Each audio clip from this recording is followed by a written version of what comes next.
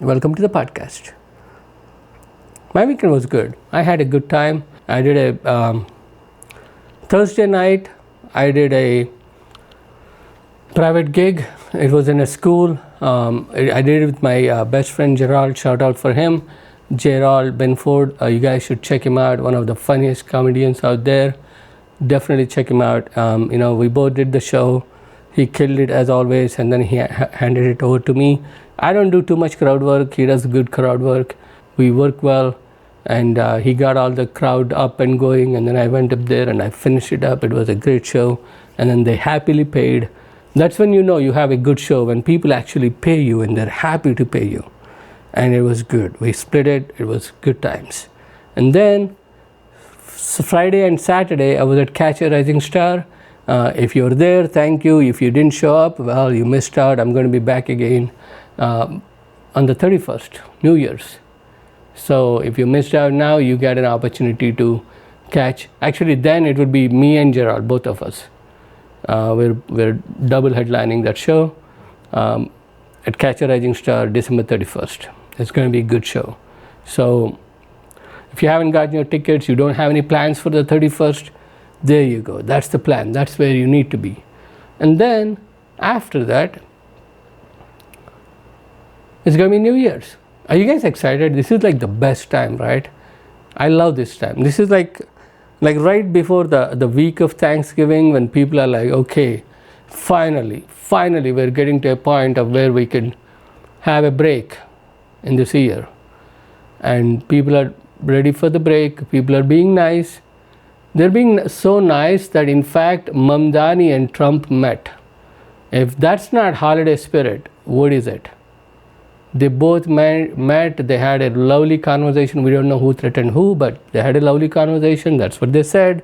But when they came out, Mamdani was kind of like grim, and Trump was kind of like, hey, I did what I said what I got my word in. And I don't know, there was that weird sense. They looked like they were in love with each other, but again, they're not in love with each other. I don't know. It was crazy. It was a little weird. And then Mamdani came out and he stuck with his thing. He's like, I still think Trump is a fascist. And Trump is like, hey, I've been hit with the worst. I mean, they were just calling me a child molester. So, I mean, fascist, yeah. So I don't think he cares, which is kind of what I like about him. Like, the guy is like, people just shoot at him and they just like pop out, like pop, pop, pop. He's been getting hit by all sorts of attacks and nothing sticks. I don't know what he does. I don't know how he does it. And I don't know who his handlers are.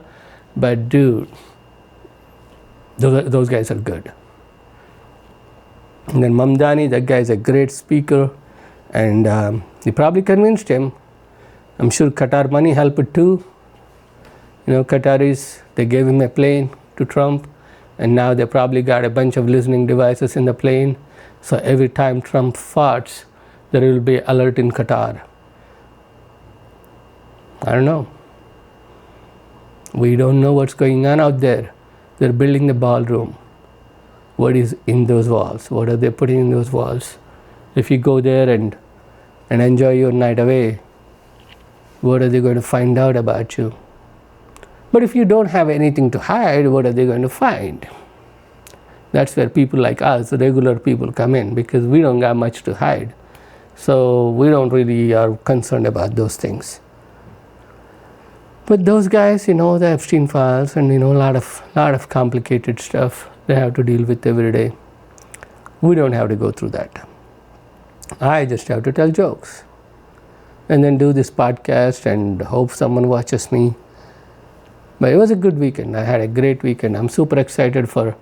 This was literally a good weekend because, okay, to begin with, Friday night I had a private show where I worked with Gerald and I. We tag teamed and the crowd was happy. They were happy to pay, which makes me happy. And I always like taking money from people when they're happily giving me. So they gave us the money and it was good amount. We split it. It was good.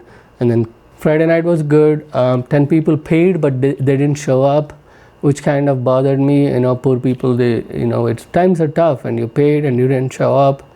But Saturday we are pretty much sold out. That was amazing. Like Catch a Rising Star, sold out with me headlining. Dude, that's a dream come true, because that's where I started. My comedy career literally started at Catch a Rising Star. When I wanted to, finally decided, you know what, enough is enough. This world needs a great comedian like me. I'm going to go do some open mics. And when I went to the open mics, there was Mike Tomasino. He's not there anymore. He passed away during COVID. I love the guy. He saw me do my first open mic, and he came up to me and he's like, "Is this the first time you're doing it?" I was like, "Yeah." And these were his words. He was like, "I've been in this industry for 30 years and I haven't seen anybody do a first open mic like that. So my suggestion for you is don't give up." And I did not give up. I'm not going to give up. And then after that, I also read this book by Kevin Hart that really helped me. If you're one of those comedians or wannabe comedians and you really want to understand the attitude of the people that are running, I mean, this industry is full of people with egos. Less talent than ego. And how to navigate through them, Kevin Hart, he talked about it in his book. He literally talks about persistence and taking those gut punches and not even reacting. Like, people like hurt your ego, people hurt the way you feel, they show all sorts of, they'll say it's comedians, but it's not just comedians, it's just when you're trying to come up, you can't even blame them because they're seeing so many people, because there are no entry barriers to be a stand-up comedian. So everybody who thinks is funny is like, "Hey, where is the open mic?" And then once they do an open mic, they're like, "Yo, let me headline your show." Believe it or not, I had people that literally are open micers and would come up to me and they'd be like, "Yo, you want to do a show together?" And I'd be like, "Dude, you really don't have 5 minutes yet. You got to have at least 5 minutes to do a show, to open a show." So, you get these young kids who really don't understand the nuances of the industry. And in fact, I'm not going to blame them. I probably didn't get some of the nuances too, but reading Kevin Hart's book really helped me out. He really talked about the tenaciousness of being a comedian and just keep showing up, keep showing up in the face of denial. Just got to keep showing up. Like, hey, your denial is not going to stop me because I'm good. I'm good enough. I know. Give me the opportunity. I will prove it to you. And that book helped me a lot. Sometimes I feel like, like 2023 was my best year. Like I passed at Cellar and I did New York's Funniest. I was like, dude, I'm on the top of the world. Like I thought all my hard work is going to pay off. Like I've done New York's Funniest and then I've passed at Comedy Cellar. I was like, dude, I'm going to get booked more, And so the thing with comedy is the more you perform, the better you get. So when you get, that's why it's so important to get stage time. Just because you think you're good and you're not out there performing, it's like a muscle. Like if you don't work out, it just kind of like shrinks away. That's literally how it is. And so I was like super happy. Like imagine like doing like 5 sets a week, at least, how much more material I could write and how much fun, literally like how much better I would get. I thought I was there. And then all of a sudden it's like as if like something happened and all the doors were shut. It's like, nope, nope, nope, nope, nope. And you're like, what did I do? Like, did I come across like this uppity guy? Like they probably thought like, look at this uppity brown dude thinking he's white, acting like he's white. We gotta show him his place. Sit back down, bitch. Feels like that's what they did. It's just like everything just stopped. But you know what, America? You were there. You were there for me. Because social media changed the game.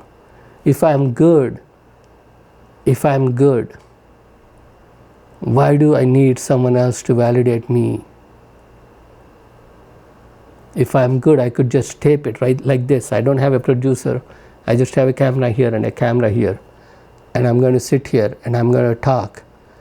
And I'm going to generate content. And I'm going to get people to like me, that see the validity in my conversations, that would follow me and that would come out and see me and support my cause. Right here, we got the connection, the cameras, right here. I can do this and I can just put it out there and just continuously, maybe I'm late a day today, but it's okay.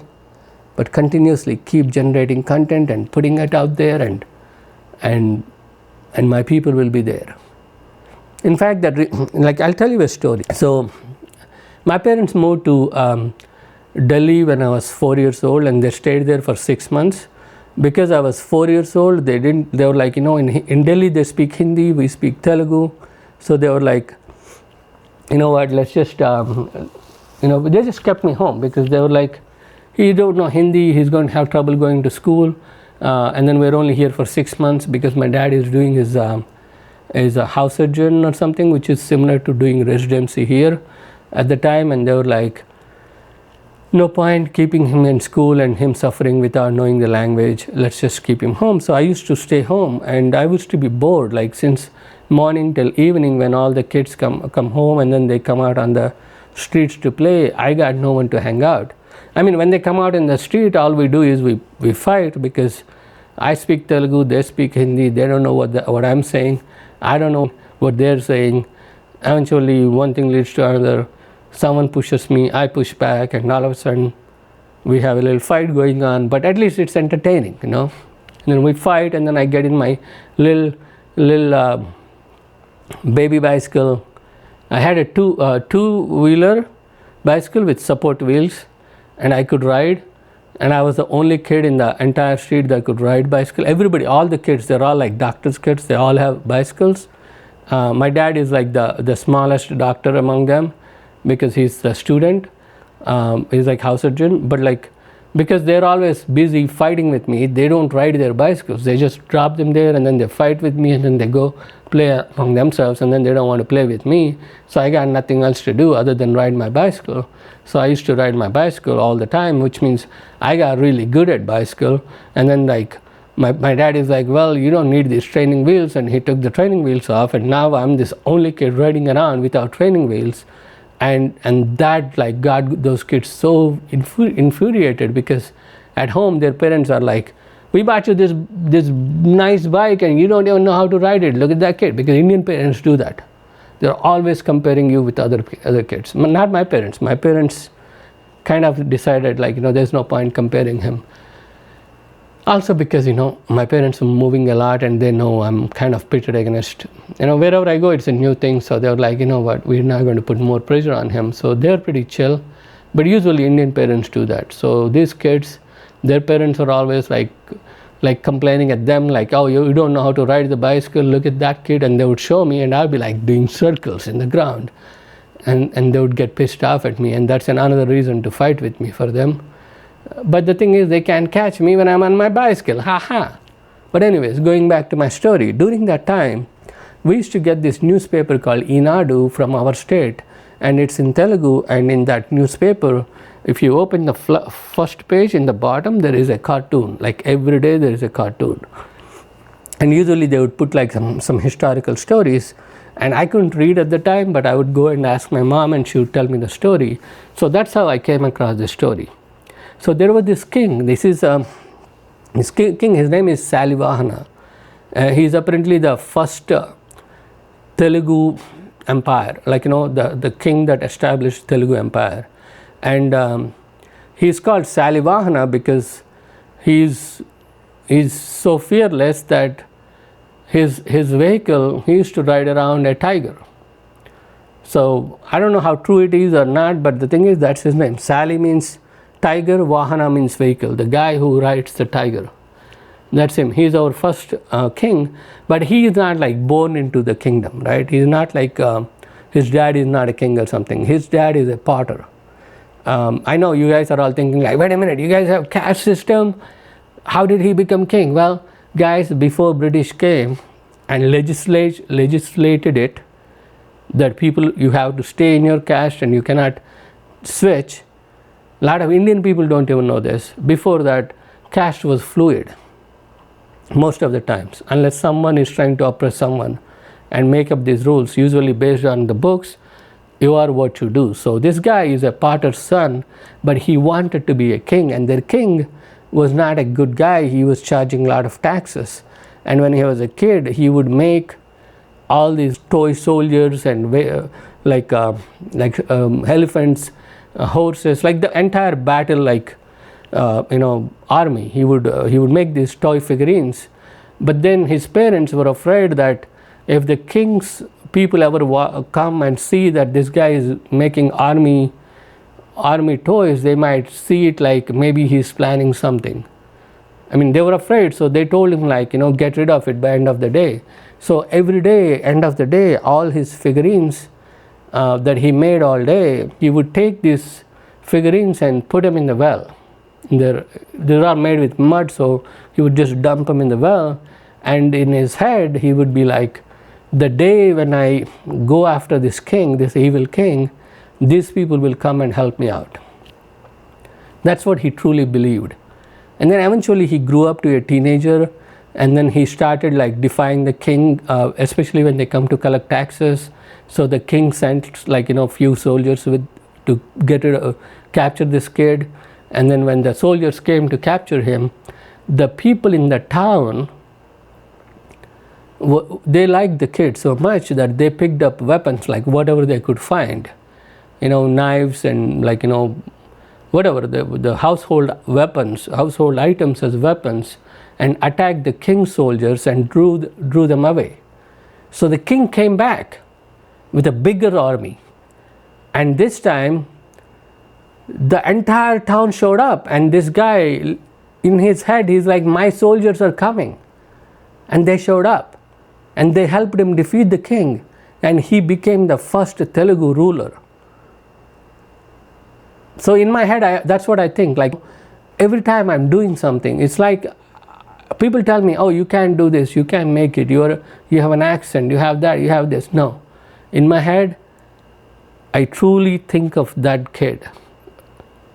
He believed when the time comes, his people will show up, and that's what I believe too. I just need to keep doing. I put content. I've been putting content for last 5 years. Every week I put out a bit out there, and a lot of people out there, you watch it, but you don't, you think whatever, this brown kid, whatever, or you don't like my jokes. You might like my jokes, but whatever. But the thing is, I know I'm building my people, and I know my people will show up, and when they show up, nobody can stop me.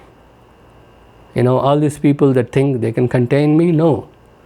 You cannot contain a great American. That's why I'm super excited. I know this is just a second episode. I'll get better. I have to get better, which I will. But thank you for being there for me. I really appreciate that you were there for me. That means so much for me. Every time someone comes to see my show, every time someone likes my post, every time someone, even if you don't like it, you take time to make a comment. I might give you a smart-ass comment, but I'll tell you, I appreciate that. I make a joke, but sometimes I might be biased too. And when people come and correct me, then I start thinking okay, maybe I'm wrong. Maybe I should go about it in another way. And I do that. So thank you for being here, guys. And especially I wish you all, this is the best time. I love this time of the year because everybody is in the jovial mood, and at least I know times are tough. This year has been weird. This whole 5 years have been weird. But you know what? This is Christmas time. And we fought all year long. We made fun of each other. But from now till Martin Luther King's birthday, we should all be happy Americans. Just let's appreciate each other. You can't have a great country when everybody agrees with each other, because then you're all kind of biasing yourself into a pit. But But when a country has multiple ideas pulling and pushing and bringing us together, that's what makes the country great.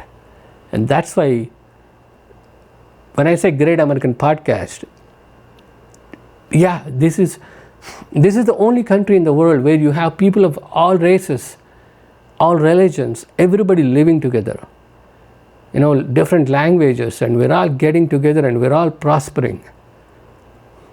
Despite whatever the few hiccups we have,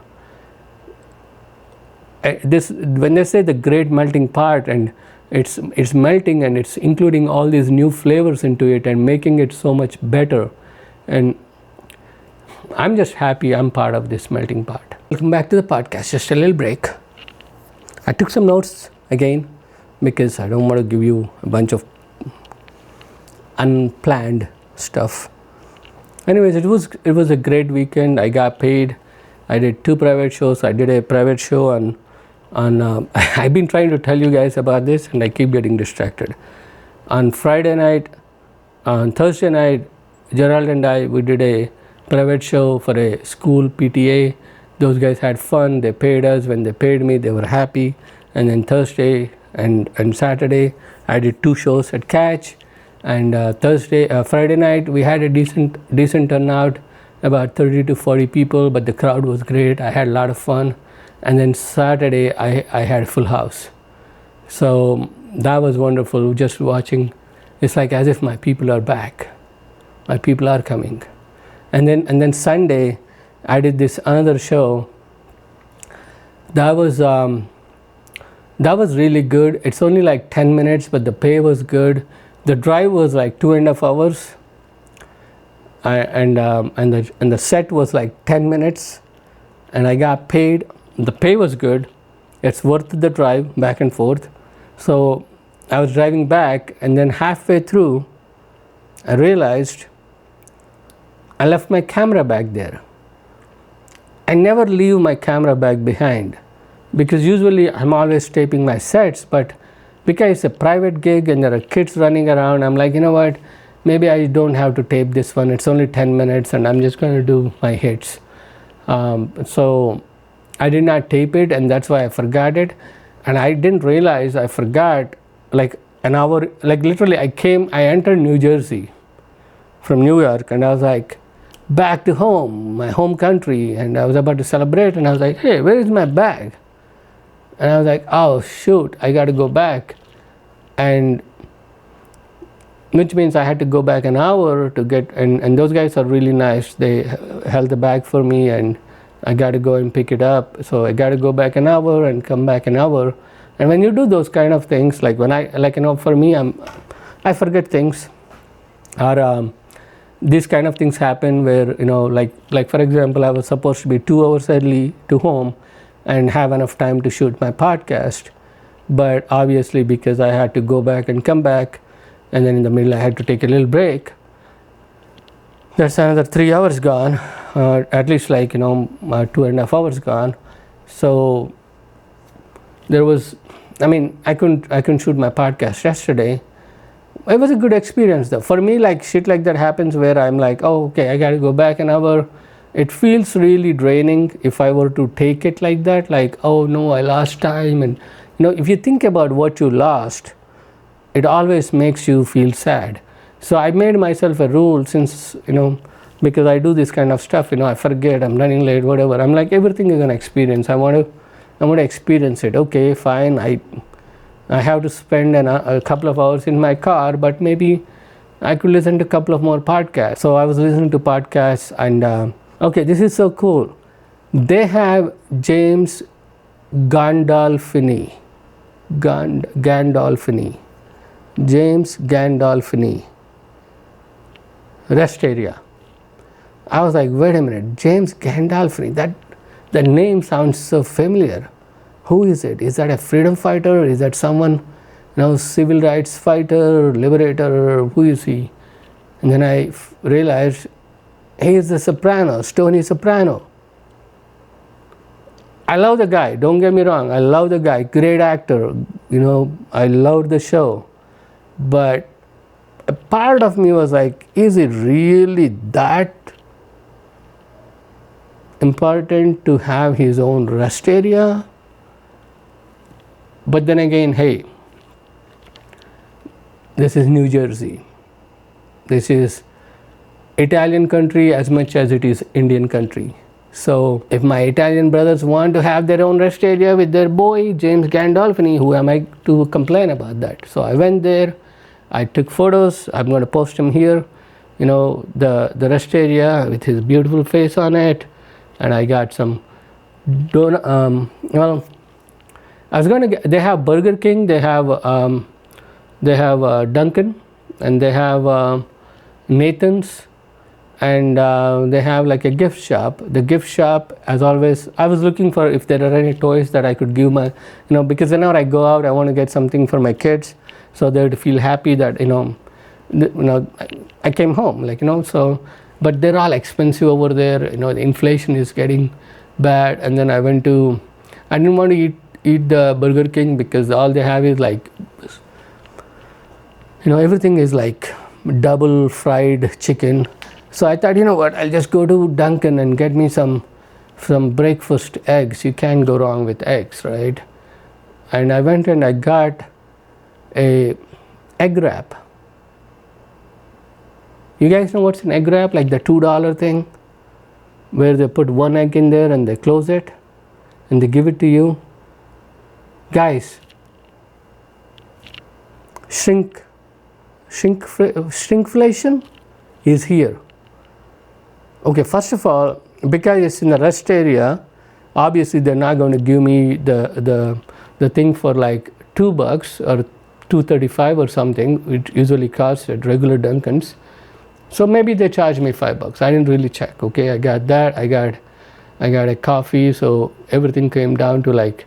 Then I got another sandwich too.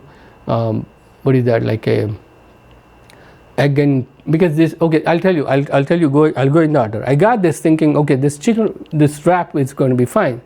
But you know what he did? He took the egg, you know, the whole egg. It's like they make it look like a bun, like, you know, the patty. And he cut it in half. He cut it in half. And he put half in my thing and half back. America, what is going on? That whole thing belongs in my wrap.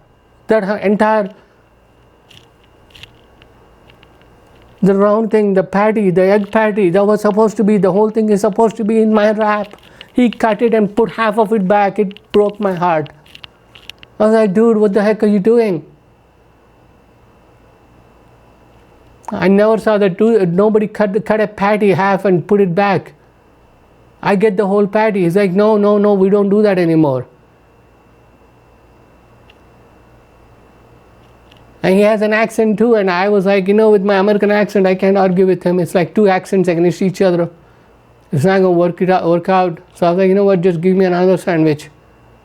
English muffin, not a wrap. I figured, you know, if I ask him for a whole sandwich, he won't cut the bun. I mean, he won't cut the patty, the egg patty.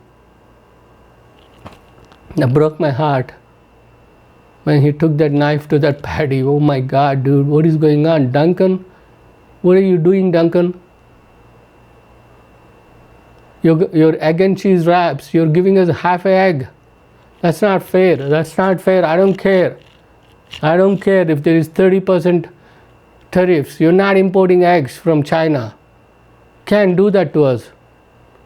I'm going to put you on notice, Duncan. Change your ways.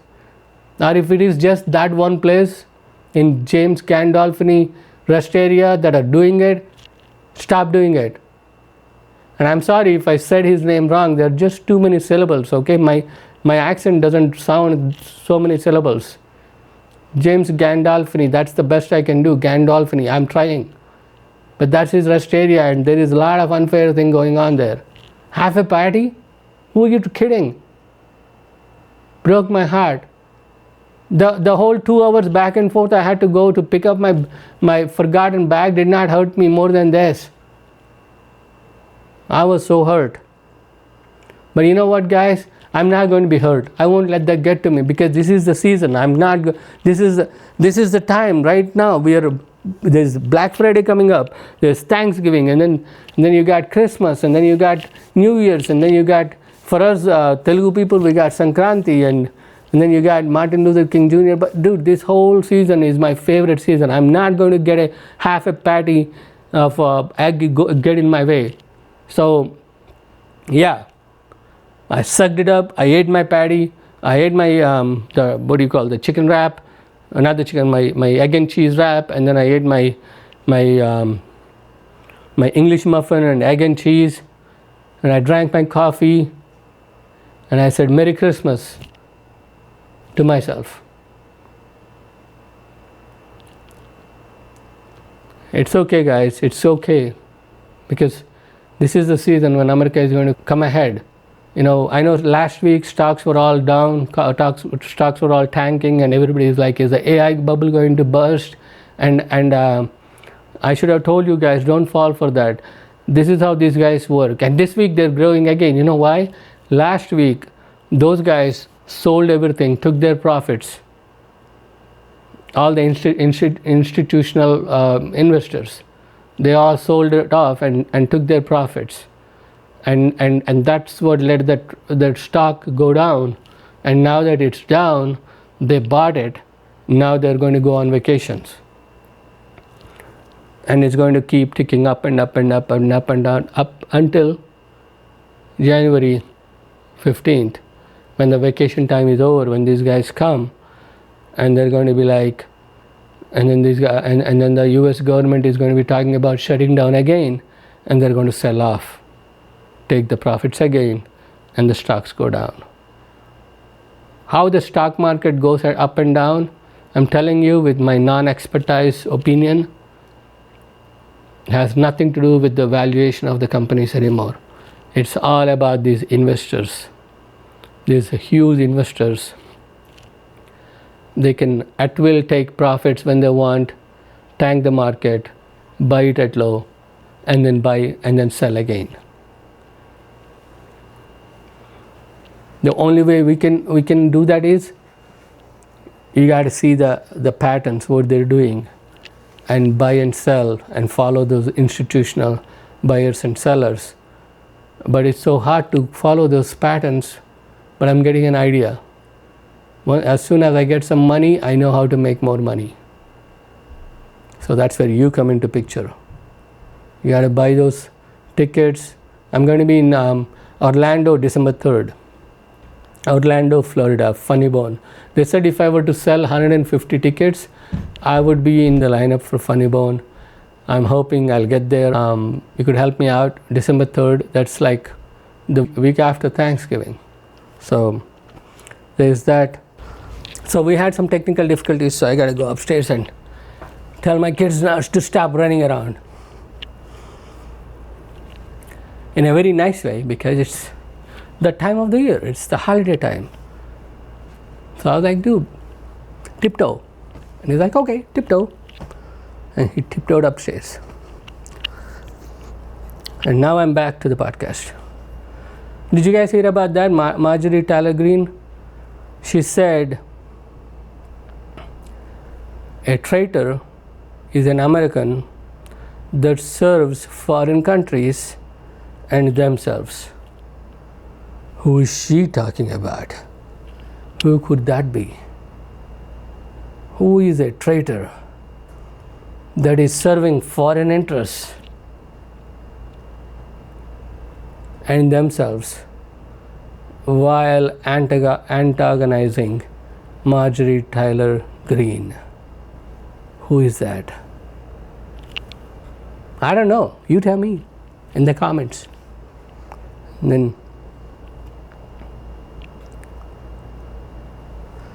okay. I was looking at this, right? Did you guys see the video with the Congo? The mine wall collapsed and a bunch of people died in Congo. Did you guys see that? They were like digging rare earth minerals that we use in our phones. And you know how much they get paid? Some of them get paid $2 a day. Guys, you want to talk about, how everybody, all the woke people are up in arms about fighting for the rights of the people and against the slavery and against the injustices of the past. Those injustices are still happening. We are just being blind to it. This phone, if properly paid, like everybody that works on it is properly paid, should still cost the same, because the guy that's digging up the minerals makes $2, but the guy that sells the phone for you, so for example this phone is $11.99 and it costs, I checked ChatGPT, and it costs $4.95 for Apple to pay. After paying $2 or $3, maybe Apple pays more, like maybe $9 a day, killer, right? Because it goes from $2 to $9. So I'm thinking the Chinese companies, the cheap phones that they sell for $300, they're paying $2 a day, and Apple is paying maybe $8. But regardless, the phone costs them $4.99. They sell it to us for $11.99. They're banking $600. But the guys that are digging out the material that we need out of this, needing this, are getting paid $2, $3, $4 a day. You want to talk about injustice, guys? That is a fucking injustice. That is something we need to question. Every time you buy a phone, you need. I'm writing an email to Tim Cook, because if we buy this stuff, which I'm still going to buy, because we are in this thing like where, you gotta still you to survive in the society, you gotta be part of the I mean, literally living in a developed world, we are part of the oppressors. Just like, when British were ruling India, most of the regular British people didn't know the atrocities these guys are doing in all those countries, not just India, like all those countries these colonizers were doing. They were just happy, they were getting their things cheaper, and they could get their stuff without doing enough work. They don't have to work as hard because someone in the colonized world is working hard, so they could get it for cheaper. I mean, they're not, the rich people are not really sharing it with the regular people. So as much as you want to blame, like for example in America too, the people that owned slaves are still rich, and still, like, if a calamity happens, they'll get in their yacht and they're out. Like when pandemic came, where did they go? They were all gone. And who's left? It's just us, middle class and lower middle class, white people, black people, Indian people, Chinese people, everybody just fighting with each other. We're calling each other racist, but but the thing is, if you want to, I want to end the differences from the past, but like right now, we're still part of that cycle. Like we buy these phones, we buy these glasses and all these things, but the people that are making these are not getting proper wages. So I think it's time we start demanding, as great Americans, that the people, everyone in the chain, supply chain, should get a proper living wage. I mean, if a programmer should get $100,000 to sit in front of a computer and write a program for a year, shouldn't the guy that's digging the material that is used to build those components get that same amount? The only reason he's not getting is because he's powerless. He's not able to demand that. And that we got to figure out somehow. If you want to end oppression in this world, that is where it starts. We got to start demanding. That's why one of the reasons I liked Made in America is like, at least now we know who's making them. At least the people that are making it, yeah, we got to pay more, like 20%, 30%, but listen, the people that are making it are going to get paid, and they're going to have a proper American living, like, American dream, a house and a car, and I think that's what we should demand for everybody in the world. That's not socialism, that's not communism, that's just humanism. Would you be happy to live off someone's work without paying them, which means you owe them? You might be thinking you don't owe them.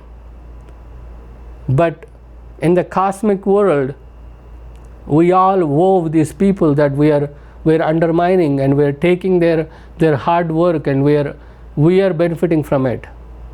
We might not know this, but not knowing is not an excuse anymore. That's why, like, we got to start demanding every company in the chain. That's not against capitalism.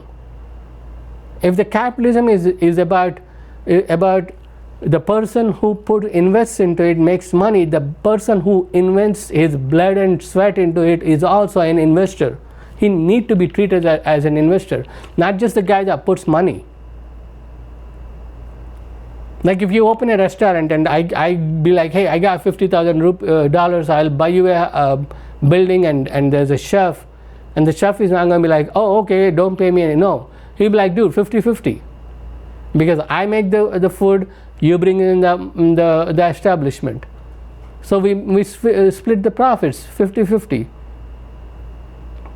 That's how if you respect another human being, that's where it starts. Ensuring that people, that when you buy stuff, it's paid, the people in the chain are getting paid, which means stop buying junk.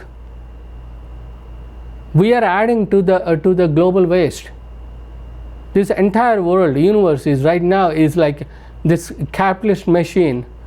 Not even a capitalist, I wouldn't even say capitalist, because capitalism is actually in its core, if you actually influence, everyone who invests in it gets properly paid, that's a good capitalism. But when you are taking advantage of other people, that's not capitalism, that's just greed. And that's where we are. We are not in a capitalist world, this is a greedy world. Think about it, if you look at the solar system, I'm not an expert. Sun is going somewhere. So there is this ball of fire just flying through the space. And as it's flying, the debris from it, the gas, over time, it was emitting gases, those solidified and became planets that are orbiting it. And now we got 8 of them, and the 9th one, Pluto, is still a dwarf, but it's coming up. And maybe in like few 100,000 years, it will also become a planet as it accumulates more and more space dust, because they're all spinning around themselves, which means they're all attracting things around. They have that gravitational pull through that spin. So the sun is spinning and moving forward, and through that gravitational pull, we got 9 different, 8, if you take the Pluto out, 8 different bodies literally spinning around it and just following its course, and we are in one of those. What makes you think this is not a ship? What if our ancestors somewhere were like, hey, you guys, we need to make this journey through the space, so we're going to give you this gas giant that gives you all energy, and this is the design, and they designed it, and we are in a ship, and everything else gives us that, the day nights and all those, everything has a purpose, but we living in the earth, we are in the special craft. And this special craft, and my theory is, if we were to count the number of souls on this planet, I think there would be constant number. That's impossible to check, so that's why I'm confidently saying, because you can't verify it, I'm going to put it out there, the number of souls on this planet are always constant. So the number of deaths among all the beings, including microorganisms, is equal. So the number of deaths means number of births. So these souls are just transferring bodies, just like how gas becomes water, water becomes water becomes ice becomes water and becomes gas again, like that. I think we're also just this is all part of that intelligent design, whoever designed it, be it God or be it our ancestors who are sending us away in this Superman craft to go somewhere else, away from the danger. And we are in this craft, and this has limited resources, and how we use these resources determines how long we go. If we get greedy, stupid, and we just keep pumping the fuel that is in the planet, that the earth core that we are digging up, maybe that's the fuel, that's the thing that is fueling the planet to move forward. And we are here like idiots, just like as if we are cutting a branch, we are sitting on it, we are digging through this planet, just pumping out all the gas because we want to dig, drill baby drill, we're drilling baby drill, and we're using it all and converting it into a different form, which means we might be, in the long run, we don't know, we might be literally, like, you have a gas tank and you're like, you're doing all these things in the car, you're running a stove, you're running a heater, space heater, you're like doing all these things, maybe a big giant TV because you want it in your car, and then your fuel is not going to last. So you got to give and take. So we need to figure out that point where we are not really taking away from the planet, but now we are literally creating junk. And we have no problem, like, the space station, a lot of these people are literally dumping waste in the space. So while we are not accumulating stuff into the planet, we are actually throwing away stuff that is on our ship. But if you think about it, everything, even the trash, if we dig it up, eventually it becomes fuel again, because I think that's the way Earth has an intelligent design. It replenishes itself, but we are interfering with that. So we have to be careful. While this is an intelligent design which should enable us, for all of us to live happily and have everything we need, have a comfortable life through this journey of multiple lives and deaths until our planet reaches its destination along with sun, assuming I'm correct. My point is, we got to be careful, we got to be smart about it.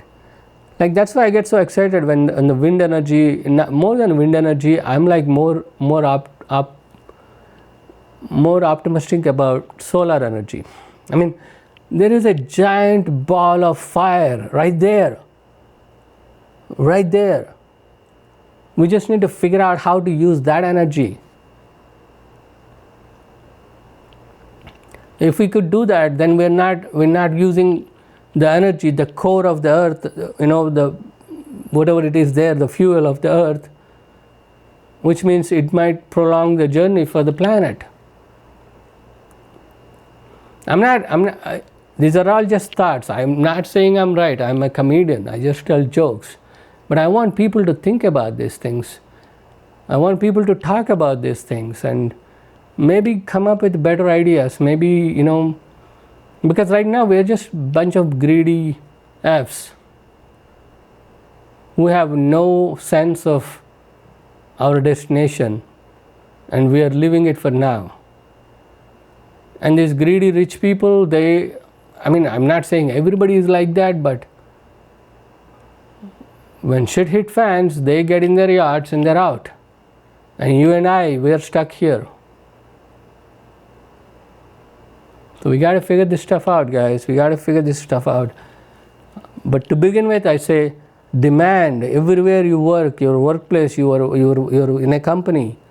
Go through what your company is doing, who's getting paid. Make sure you demand. If you're in the place of power, please ensure you're not taking advantage of other people's labor. We got to end that. We got to end the modern day slavery. It's shameful. We call ourselves intelligent beings. We are supposedly designed in the image of God, right? That's what you guys say.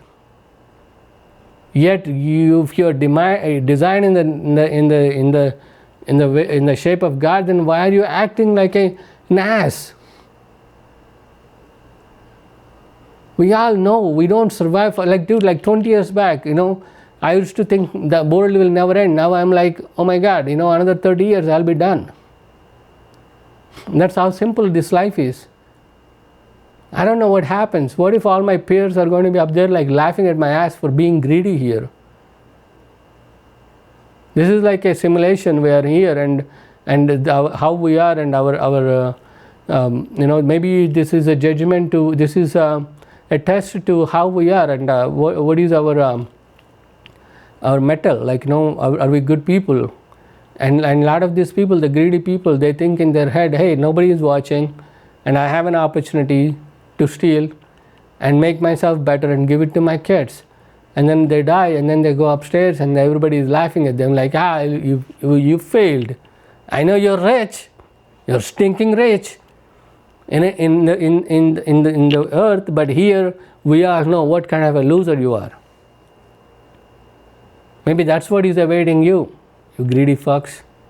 Have you thought about that?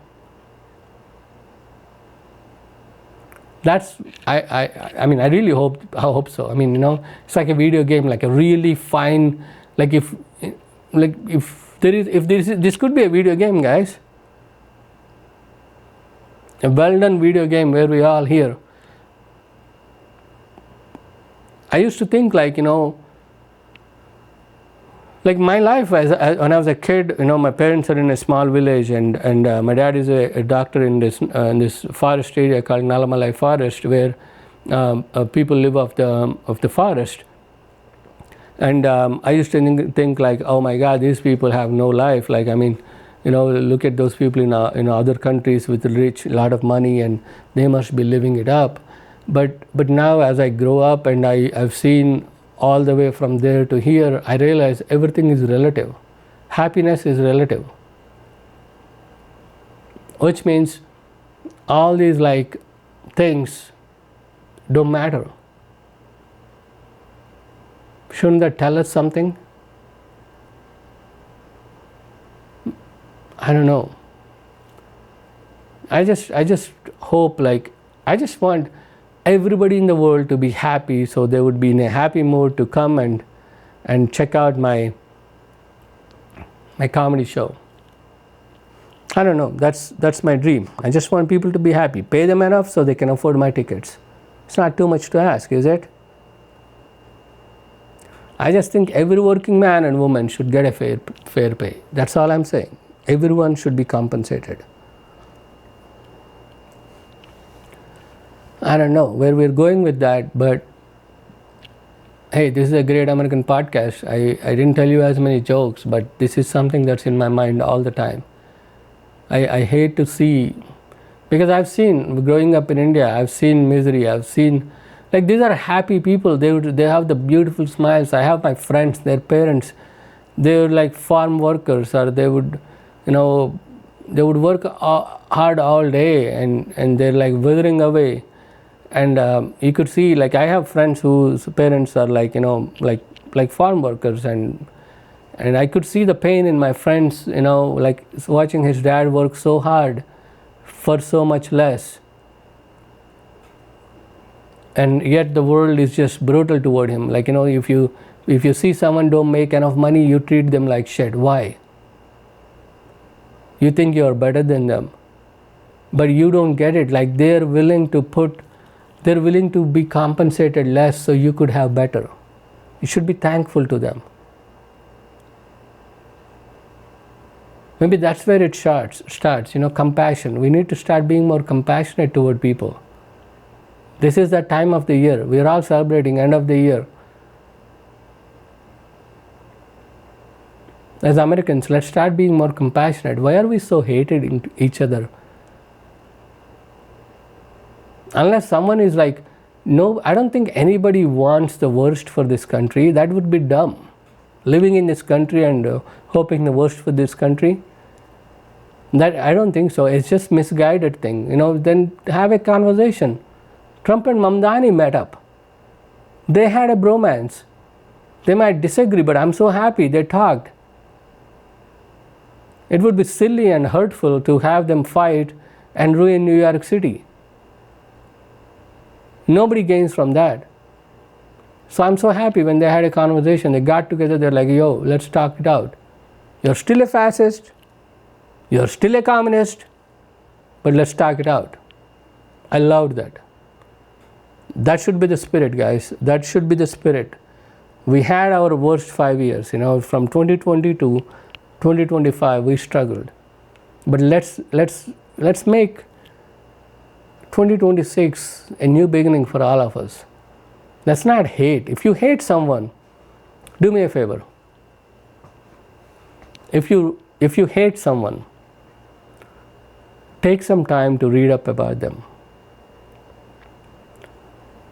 Not just the negative bullshit. Read from the perspective of the people that are living. Because a lot of people believe in a lot of things, but like for example, like you see a Hindu person, you're like, oh, this guy is a casteist. Or you see a Muslim guy, oh, this guy is a terrorist and he wants to kill everybody else that don't believe in Israel. Or you see a Christian, oh, this guy is a greedy fuck. He just wants to take everybody's stuff. But like if you look at the values that are taught in Christianity, Islam and Hinduism, they all say the same thing. They all literally says that, we don't know who God is, including Hinduism. You guys don't know about Hinduism, which I'm going to try to fix that because I'm starting my podcast. In fact, even Krishna, when he talks about Bhagavad Gita, when he narrated Bhagavad Gita, he didn't do it as himself. He took his Vishwarupa, which is his energy form. Because we Hindus, let me just correct that part, okay? You guys think we pray to, all sorts of gods, but the thing is we pray to the energy. Our main goddess is Shakti, which literally means energy. And all of these other gods are manifestations of energy, different forms of energy in different places. So in that case, we're not disputing with Christianity or Islam, which say the God is something you cannot comprehend. There is no form for it. That's exactly what we believe in. It's an energy. But in our book, Krishna also says, I will respond to you in whichever form you pray to me.